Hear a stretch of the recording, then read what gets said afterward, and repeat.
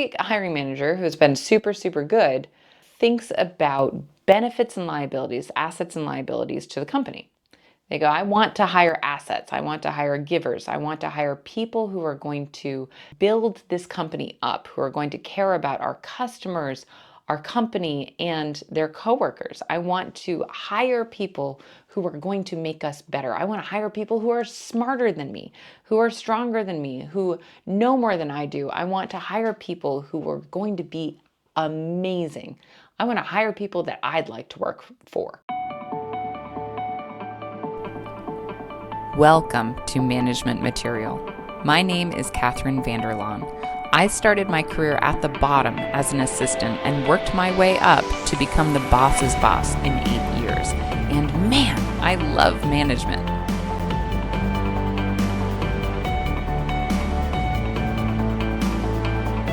Welcome back to Management Material. My name is Catherine.vanderlaan and I am your host. Today we are talking about getting hired in social media, okay? So those are two things that some people think are totally and amazingly unrelated, and that is not true. That is not true at all. So I do a lot of managerial coaching. I do a lot of leadership development and coaching. And so I talk to a lot of leaders. I talk to chief product officers, chief design officers. I talk to CIOs, some CEOs. I talk to partners and organizations.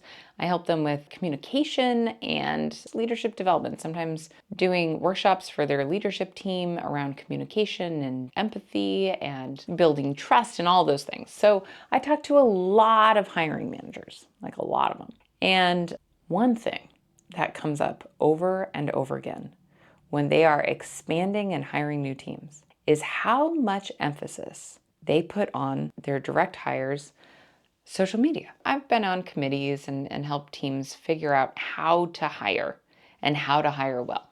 And there are super differing opinions on this. Some people will say, well, before I get to the interview stage, I absolutely Google them. I look up their name. I try to find their Facebook and Instagram and TikTok. I look for anything that I can find on them online. And then I figure out if they are going to fit into our company culture, if they are going to be an asset or if they are going to be a liability. Okay, so think about this. Every single hiring manager that I have ever known who has been worth their weight in gold, so worth more to the company alive than not, which is kind of a weird thing to say, sorry. But like every hiring manager who has been super, super good thinks about benefits and liabilities, assets and liabilities to the company. They go, I want to hire assets. I want to hire givers. I want to hire people who are going to build this company up, who are going to care about our customers, our company, and their coworkers. I want to hire people who are going to make us better. I want to hire people who are smarter than me, who are stronger than me, who know more than I do. I want to hire people who are going to be amazing. I want to hire people that I'd like to work for, okay? Those are assets to the company. Those are people who are considered assets to the company. On the other side, there are people who are considered liabilities to the company. So there are people who might end up suing the company for a perceived slight instead of going through mediation. Those are people who make trouble in groups, who are self-serving, who are takers, who cause problems when there weren't problems. There are people who slander or take advantage of the people around them, people who backstab and think it's funny, people who don't do their jobs or want to just skate by instead of actively working and using their whole brain. So hiring managers tend to not want to hire those folks, okay? And I get it. When you are running a team, when you run a company, you want assets, people who are really going to help you, not liabilities, to work for your company. Totally makes sense. Me too.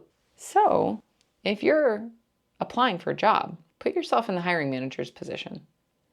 That hiring manager is probably going to look at your social media. What are they going to see? Are they going to see an asset or a liability? Here's what I want to go into today. Your social media, your digital footprint online is going to make or break your entire job search.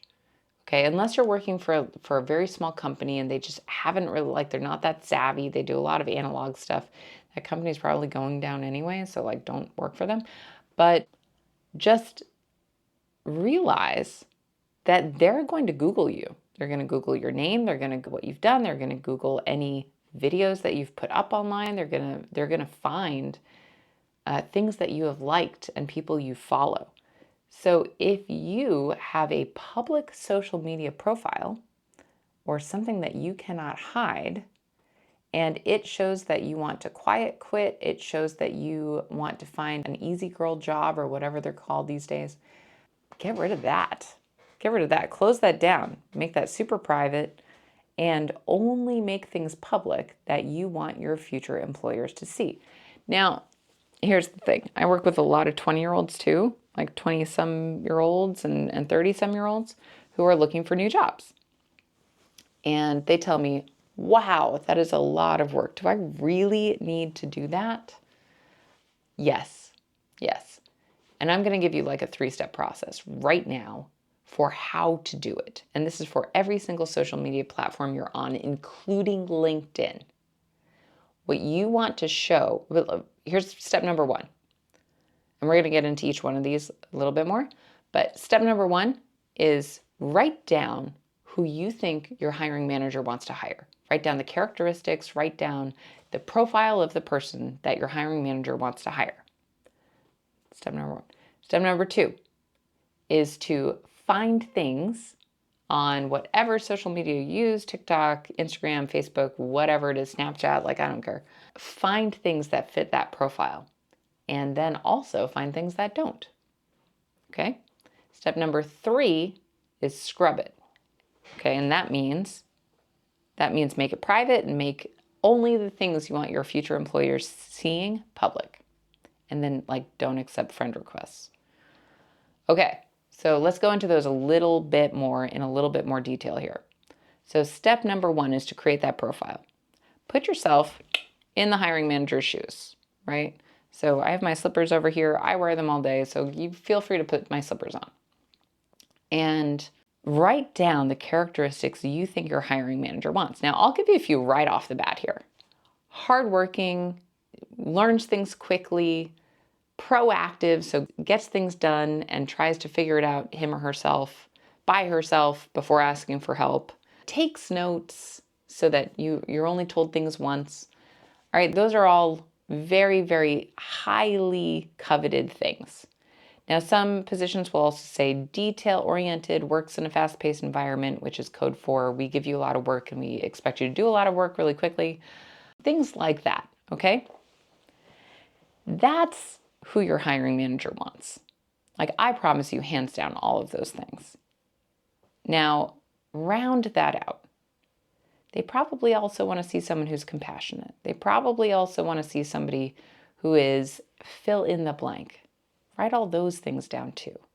Who do you want to be known as? Who do you want to be seen as by the hiring manager who is going to look at your profile? Great. All right, step number 1 is done. Just write it all down. Step number 2 is find the things that exhibit those characteristics. So it could be that Miss HR person, right? She's excellent. She's on Instagram and Facebook and TikTok. So she's a director of HR at a global company. She was homeschooled for a while. She transferred into, I think, high school and then a community college and then a 4-year degree. And she went in, she's now a director at an HR company, not an HR company, a global company, but a director of HR at that company. And she goes and she gives a lot of little tips and I love them. She is so good. Follow her. Like her videos, okay? She's a big proponent of hard work, of smart work, of being compassionate, of making friends. She's really, really, really good, okay? So people like that, go in and find that kind of thing and make those likes public and tied to your name, okay? Then, actually, step number 1 is to just close it all down, okay? So find all those things. Find all those things. Figure out who you need to follow and have that be a public thing. Figure out what is going to make you look good. That's out there, okay? Then step number 3 is scrub it. So you're going to go through, lock down everything that you possibly can. Make it all private. Change your profile picture so it is super professional looking. Change, like, we don't need any beer pong. Like, we don't need anything that has unprofessional vibes. Okay.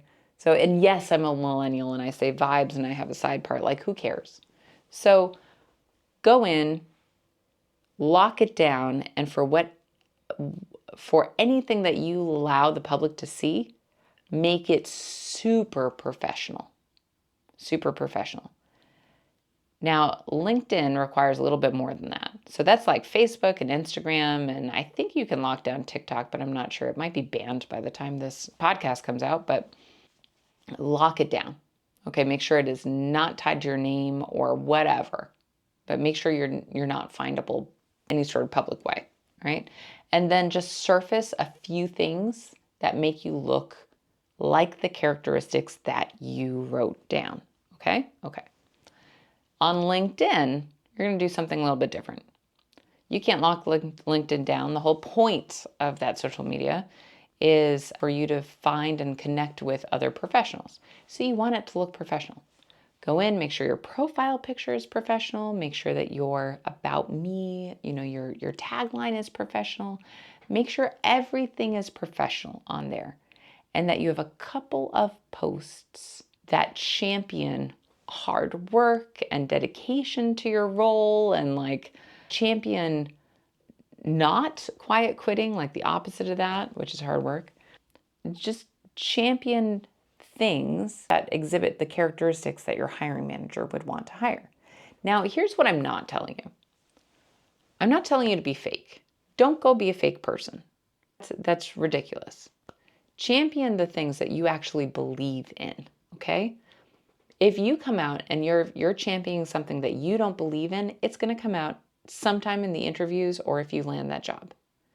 Don't be a fake person. Be authentic, be yourself, champion the things that you believe in. And if you want to talk to me and have your mind changed so that you do champion these things, well, go ahead and listen to the rest of this podcast. There are a lot of episodes, or talk to me. Click that link and let's talk. And I can almost guarantee you will be convinced that it is better to use your time wisely than to waste it. So anyway, here we are. We have that 3-step process. Lock down your social media, scrub it as if your future depends on it, because your future job probably will depend on that being pretty scrubbed, okay? I have read the same articles you've read about people being offered jobs and then being retracted those job offers because of their social media. Most hiring managers are a little bit more savvy now and check it before the interview. So go scrub all of that stuff and make yourself look super professional online. If you have any questions, please let me know. I am happy to help. I'm happy to spiff up your LinkedIn profile and your resume and help you with interview coaching. We also have that group, the Find a New Full-Time Job or Get a New Full-Time Job. I don't know, I renamed it at one point. Go ahead and talk to me. Let's figure out if you need a new full-time job, and then you can be part of that group that is building this really fun community of people who are all championing each other's success and helping each other build up to that new full-time job and negotiate it well. All right, until next time, my name is Catherine .vanderlaan, and I will see you in the next episode.